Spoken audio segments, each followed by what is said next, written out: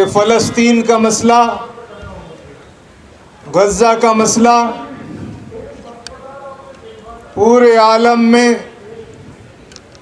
پوری انسانیت کے سامنے ایک انصاف کا اور ایک انسانیت کا مسئلہ ہے۔ 1948 سے مملکت فلسطین، ملک فلسطین کو اس پر غاصبانہ قبضہ کیا گیا اور وہاں کے اصل باشندوں کو فلسطین دیش سے نکال باہر کیا گیا اور نکال باہر کرنے کا سلسلہ جاری ہے۔ آج جو غزہ کی صورتحال ہے، یہ غزہ کی صورتحال بھی یہ آج کی ہی نہیں ہے۔ فلسطین کے ساتھ، فلسطینی باشندوں کے ساتھ ایک عرصے سے ظلم ہو رہا ہے اور ان کا ملک ان سے چھین کر ان کو اپنے ملک سے بے دخل کیا جا رہا ہے۔ اور جو لوگ اپنے ملک کی حفاظت کے لیے کوشش کر رہے ہیں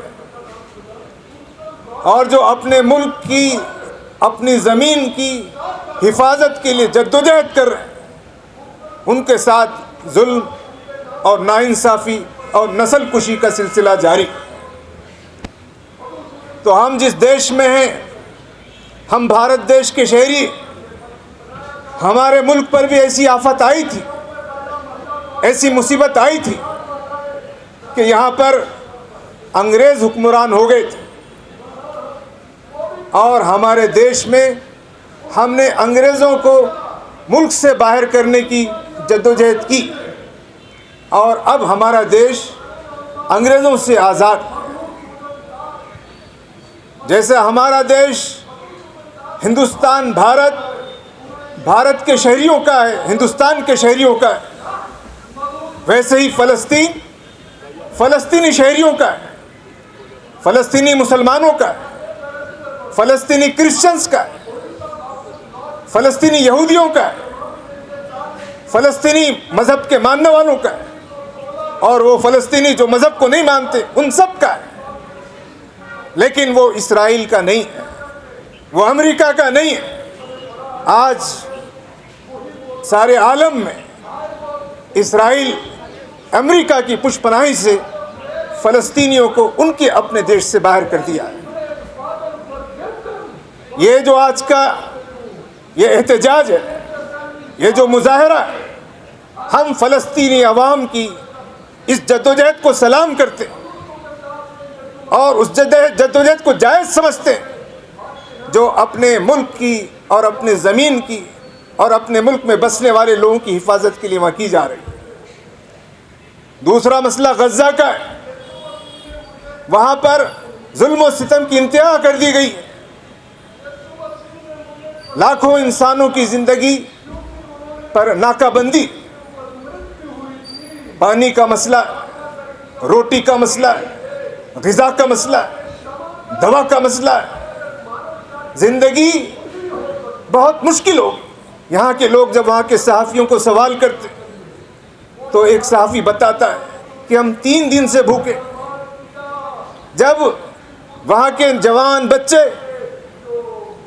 غذا کے لیے قطار میں کھڑے ہوتے تو ان کے اوپر بم برسائے جاتے، وہاں کی ماؤں کی گودوں کو اجاڑ دیا گیا،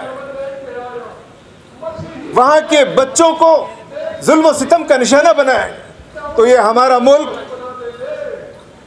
ہمارے ملک کی عوام اور یہاں سب لوگ، ہم غزہ کے لوگوں کے ساتھ ہیں۔ اور جو لوگ چلڈرنس رائٹ کی بات کرتے تھے انہوں نے وہاں بچوں پر ظلم کیا، جو وومنس رائٹس کی بات کرتے تھے وہاں خواتین کے ساتھ ناانصافی ہو، جو ہیومن رائٹس کی بات کرتے تھے وہاں حقوق انسانی کی پامالی، جو تعلیم کی بات کرتے تھے وہ اسکولوں کو تباہ کر دیا، جو ہیلتھ کیئر کی بات کرتے تھے وہاں کے دواخانوں کو اجاڑ دیا گیا۔ ایسے موقع پر ہم بھارت کے شہری، بھارت کے مسلمان اور بھارت کے غیر مسلم سماج اور یہاں کے انصاف پسند لوگ اسرائیل کے ان مظالم کے خلاف غزہ کی حمایت میں اور غزہ کی عوام کی جدوجہد کے ساتھ کھڑے۔ اس موقع پر ہم ہمارے دیش کی حکومت سے مطالبہ کرتے ہیں کہ وہ غزہ کی حمایت کا سلسلہ جاری رکھے اور جو غاصب قوت ہے، ظالم قوت ہے، جو جینوسائیڈ جو کر رہی ہے، جو اسرائیل ہے اور جس کا پشت پناہ امریکہ ہے، اس کے اوپر دباؤ ڈالا جائے۔ جو دنیا بھر میں غزہ کی، فلسطین کی حمایت میں احتجاج کر رہے ہیں، سڑکوں پر ہیں،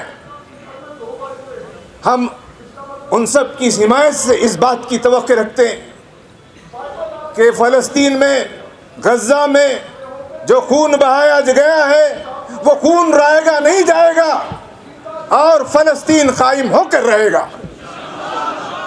میں اپنی بات کو ختم کرتے ہوئے آپ تمام کو اس بات کی دعوت دیتا ہوں کہ ہم اپنے اپنے دائرے اثر میں فلسطین کے حق میں، غزہ کے لوگوں کے حق میں، یہاں کے غیر مسلم بھائیوں کو ساتھ لینے، یہاں کی حکومت پہ دباؤ ڈالنے اور عالمی رائے عامہ کو متاثر کرنے کی کوشش کریں تاکہ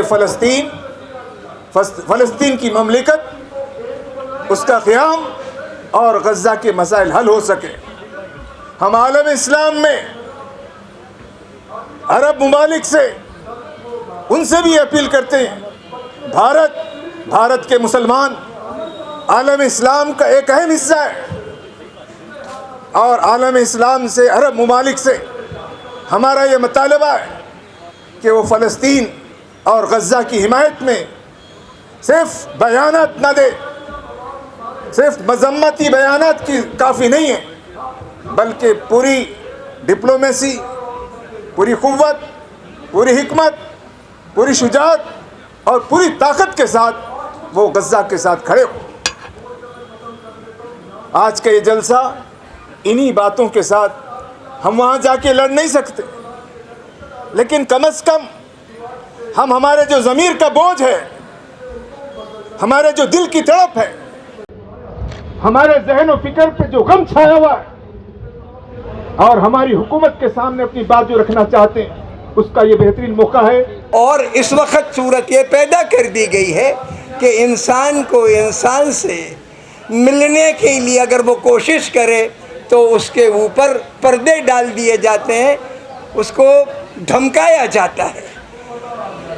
دراصل ہماری پہچان ہندوستان کے روپ میں یا برہمن کے روپ میں یا دلت کے روپ میں یا مسلمان کے روپ میں چھوٹی پہچان ہے۔ اصلی پہچان ہماری، ہم انسان ہیں اور ہمیں فوراً کسی کے اوپر ہونے والا ظلم کا احساس ہو جاتا ہے، ہم فوراً جڑ جاتے ہیں۔ انسان کے اندر اللہ تعالیٰ نے اتنی صلاحیت دی ہے کہ کروڑوں میل پہ دور سورج ہے، وہ ہمیں اپنا معلوم پڑتا ہے، بشرطے کہ ہم اپنا سیلف، اپنا خود گرجی کو ایک بازو رکھ دیں۔ اسی طریقے سے فلسطین کے عوام ہم سے جدا نہیں ہیں، ان سے تو ہمارا ایک رشتہ اور ہے، وہ رشتہ ہے کہ ہم بھی انگریزوں کی حکومت کے غلام رہے 190 برس، وہ بھی انگریزی مینڈیٹ، انگریزی حکومت کے غلام رہے 30 برس۔ ہمارا ملک بھی ان کے دور میں 190 سال کی برطانیہ حکومت کے دور میں بڑی بڑی بھوکمریوں سے گزرا۔ 2006 میں ایک انگریزی اتہاسکار ایڈم جونز نے کتاب لکھی، نرسنگھار۔ اس کتاب میں اس نے ذکر کیا بڑی بڑی بھوکمری پھیلانے کا، کہ کس طریقے سے لوگوں کو شوشن کر کے، جنگ کر کے مارا گیا، اس کا ذکر کیا۔ لیکن ایک چیپٹر اس میں ہندوستان کے بارے میں اس میں لکھا ہے کہ انگریزوں کے آنے کے پہلے، یعنی سن 1757 کے پہلے 300 برس تک ہندوستان میں بڑے اکال نہیں پڑے، چاہے وہ بابر کا زمانہ ہو، چاہے وہ اکبر کا ہو، اورنگزیب کا ہو، مراٹھاؤں کا ہو، رنجیت سنگھ کا ہو، यानी 1757 के पहले 300 बरस तक हिंदुस्तान में बड़े अकाल नहीं पड़े, उस किताब में लिखा है। लेकिन अंग्रेजी राज में हमारे मुल्क की दौलत लूट के पहली मर्तबा मुल्क के बाहर गई, यहाँ के उद्योग ख़त्म किए गए, यहाँ के ज़मींदारों को और महाजनों को छूट दी गई लूट करने की। नतीजा ये निकला कि हमारे मुल्क में अकाल पड़े, और उसमें एक अकाल पड़ा 1898 का, जिसमें 1,40,00,000 लोग मारे गए। भुखमरी हुकूमत की पॉलिसीज़ की वजह से आई। 4 साल के बाद दूसरा अकाल पड़ा, जिसमें 50 लाख लोग मारे गए 1902 में। तीसरे अकाल का जिक्र उस किताब में नहीं है, लेकिन जवाहरलाल नेहरू ने डिस्कवरी ऑफ इंडिया में एक अकाल का और जिक्र किया, बड़े अकाल का, 1943 के अकाल का, जब उसको बंगाल का अकाल कहते हैं। उसमें लगभग 30 लाख से 40 लाख लोग मारे गए, जबकि अनाज केवल 10% कम पैदा हुआ था, क्योंकि व्यापारियों ने चावल की कीमतें 6 महीने के दरमियान 10 गुनी बढ़ा दी थी। लोगों में अनाज खरीदने की ताकत नहीं थी। तो कहने का मेरा मकसद ये कि हमारे मुल्क में जिस तरीके से अंग्रेज़ी निज़ाम के तरीके हम लोग भूखों मरे, जिस तरीके से हमारे मुल्क तकसीम हुआ, फ़िलिस्तीन के ऊपर 30 बरस बरतानिया की हुकूमत रही, और उनके मुल्क में बाहर से लाके आतंकवादी जिस सोच के लोगों को बसाया गया, वहाँ के लोकल अवाम को उखाड़ा गया, मुल्क का तकसीम किया गया, बाद में पूरे मुल्क का नाम ही इज़राइल कर दिया गया। एक मसला भी साहब ने जो मेरे से पहले बोल रहे थे इस बारे में रखा। इस वक्त मेरा आपसे कहना ये है कि गाज़ा पे जो लोग हैं ये उतने ही बड़े इंसान हैं जितने इज़राइल के अवाम हैं। हम इज़राइल के अवाम की भी कद्र करते हैं जिन्होंने नोबल लॉरिएट पैदा किए। उसी तरीके से फ़िलिस्तीनी अवाम में भी उसी हुनर, उसी सलाहियत के लोग हैं, वही उतने ही बड़े इंसान हैं।